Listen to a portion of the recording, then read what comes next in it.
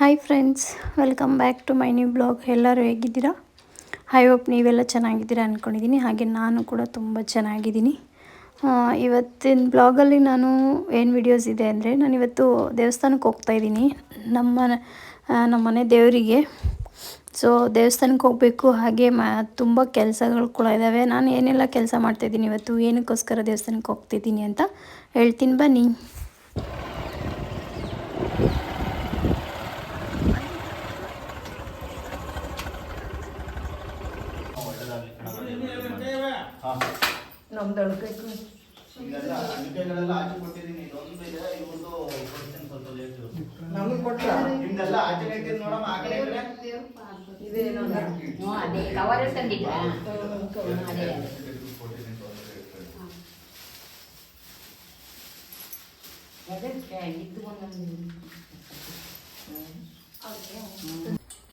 ಇದೇ ನೋಡಿ ಫ್ರೆಂಡ್ಸ್, ನಮ್ಮ ಗಂಡವರ ಹೆಣ್ಣು ದೇವರು, ಅಂದರೆ ಅಮ್ಮನ ಹೆಸರು ಬಂದು ಹೆಬ್ಬಾಲೆ ಅಮ್ಮ ಅಂತ.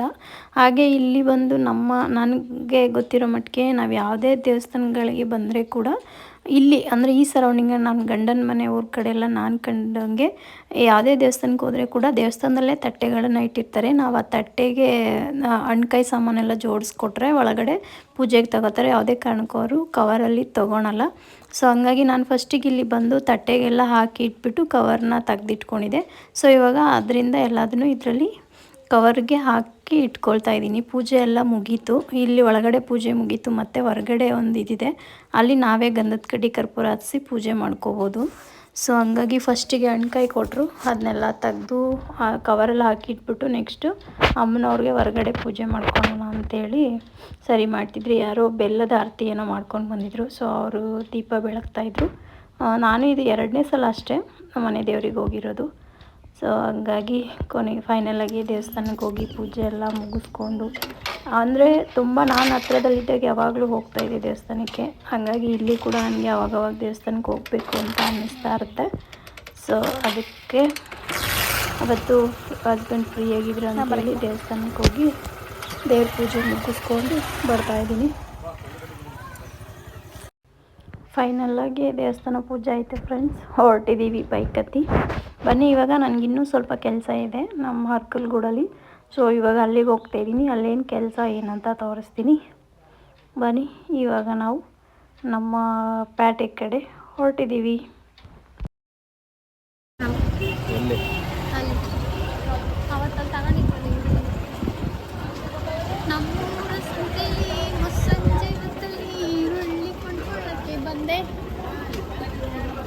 ಹಾಯ್ ಫ್ರೆಂಡ್ಸ್, ನೋಡಿ ಅಲ್ಲಿ ಮಾಮ ಏನು ಮಾಡ್ತಿದ್ದಾರೆ, ಅವ್ರ ಬ್ಯಾಕ್ ಯಾಕೆ ತೋರಿಸ್ತಿದ್ದೀರಾ ಅಂತ ಬೈಸ್ಕೊತಾರೆ.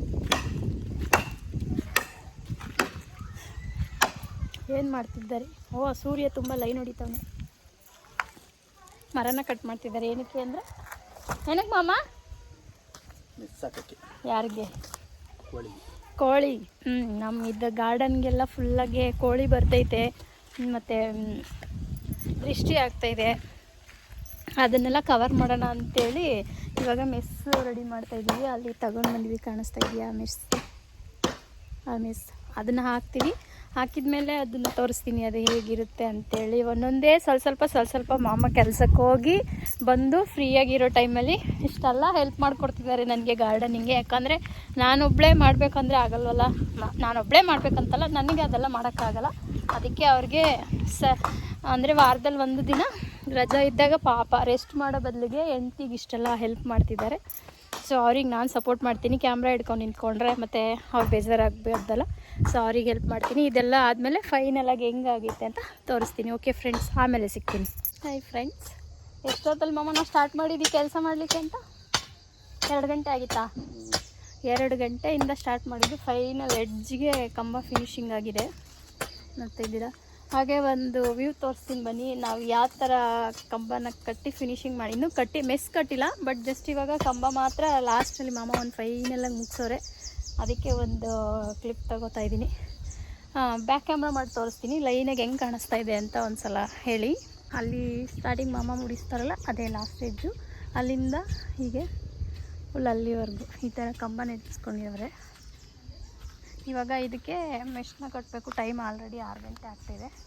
ಬಟ್ ಆದರೆ ಇವಾಗ ಕಟ್ತಾರೆ, ಇಲ್ಲ ಅಂದರೆ ಬೆಳಿಗ್ಗೆ ಕಟ್ತಾರೆ. ಈ ಥರ ನೋಡಿ. ಇನ್ನು ಇಲ್ಲಿ ಯಾವುದೇ ಥರ ಮೆಸ್ ಫುಲ್ ಬತ್ತಂದರೆ ಕೋಳಿ ಬರಲ್ಲ ಅಂತ ಒಂದು ಗೆಸ್ ಮೇಲೆ ಮಾಡ್ತಾ ಇರೋದು. ಬೆಳಗ್ಗೆಯಿಂದ ಮಾಮ ಇದನ್ನೆಲ್ಲ ದೇವಸ್ಥಾನ ಹೋಗಿದ್ವಿ, ಬಂದು ಹೋಗಿ ಮರನೆಲ್ಲ ನೀಲಗಿರಿ ಮರ ಕತ್ತರಿಸ್ಕೊಂಡು ಬಂದು ಇಷ್ಟು ಮಾಡೋರೆ. ಇವಾಗ ಫೈನಲಾಗಿ ಒಂದು ಮೆಸ್ ಕಟ್ಟಬೇಕಷ್ಟೆ. ಮೆಸ್ ಕಟ್ಟಿದರೆ ಆಗುತ್ತೆ. ನೆಕ್ಸ್ಟಿಗೆ ಇಲ್ಲಿಂದ ಬಂದರೆ ಇದೆಲ್ಲ ಓಪನ್ ಇಟ್ಟಿರ್ತದೆ, ಇದು ಫುಲ್ ಕವರಿಂಗ್ ಮಾಡೋಕ್ಕಾಗಲ್ಲ. ಯಾಕಂದರೆ ಈ ಕಡೆ ನಮಗೇನು ಅವಶ್ಯಕತೆ ಇಲ್ಲ, ಜಸ್ಟ್ ಅಲ್ಲಿಗೆ ಮಾತ್ರ ಮಾಡ್ತಿದ್ದೀವಿ. ನೋಡೋಣ ಸಮ್ ಟೈಮ್ ಈ ಕಡೆಯಿಂದನೂ ಏನಾದರೂ ಡಿಸ್ಟರ್ಬೆನ್ಸ್ ಇತ್ತಂದರೆ, ಈ ಸೈಡೆಲ್ಲ ಏನೋ ಡಿಸ್ಟರ್ಬೆನ್ಸ್ ಇತ್ತಂದರೆ ಆಮೇಲೆ ಬೇಕಿದ್ರೆ ಇದಕ್ಕೊಂದು ಏನಾದರೂ ಮಾಡೋಣ. ಸದ್ಯಕ್ಕೆ ಇವಾಗ ನಮಗೆ ಈ ಸೈಡ್ ಒಂದು ಸೈಡ್ ಇರಲಿ ಅಂಥೇಳಿ ಮೆಸ್ ಮಾಡ್ತಾಯಿದ್ದೀವಿ. ಓಕೆ ಫ್ರೆಂಡ್ಸ್, ಇದೆಲ್ಲ ಆದಮೇಲೆ ಫೈನಲಾಗೆ ಮೆಸ್ ಹಾಕಿದ ಮೇಲೆ ನಾನು ಮತ್ತೆ ಒಂದು ವ್ಯೂ ತೊಗೊಳ್ತೀನಿ. ನೋಡೋಣ. ಫುಲ್ ಗಾರ್ಡನಿಂಗ್ ಪ್ಲಾನಿಂಗ್ ನಡೀತಾ ಇದೆ ಫ್ರೆಂಡ್ಸ್.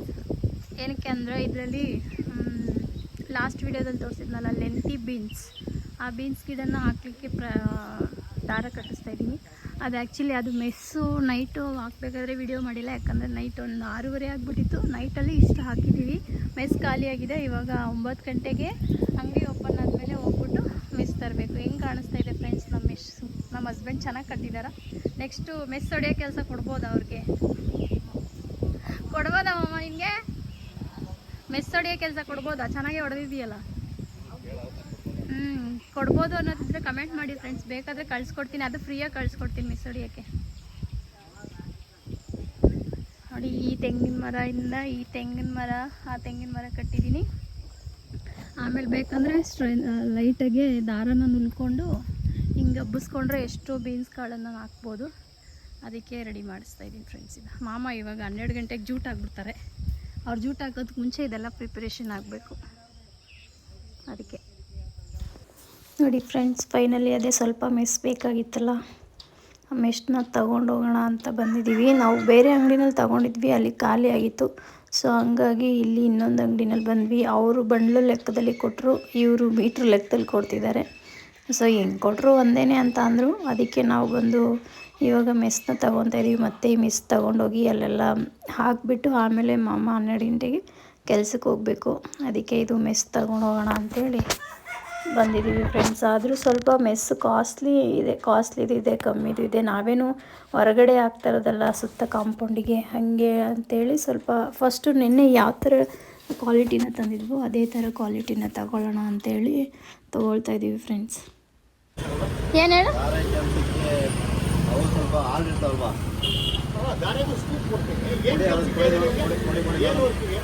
ಮಾಮೂಲಿ ಮಣ್ಣೋರ್ಕಿಗೆ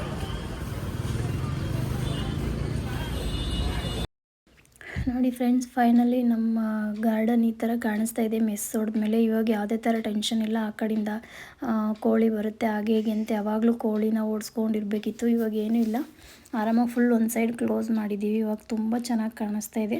ಹಾಗೆ ಗಿಡಕ್ಕೆ ನೀರು ಹಾಕ್ತಾಯಿದ್ದೆ, ಸರಿ ಅಂತೇಳಿ ಒಂದು ವ್ಯೂ ತೊಗೊಳ್ಳೋಣ ಅಂತ ತೊಗೊಂಡೆ.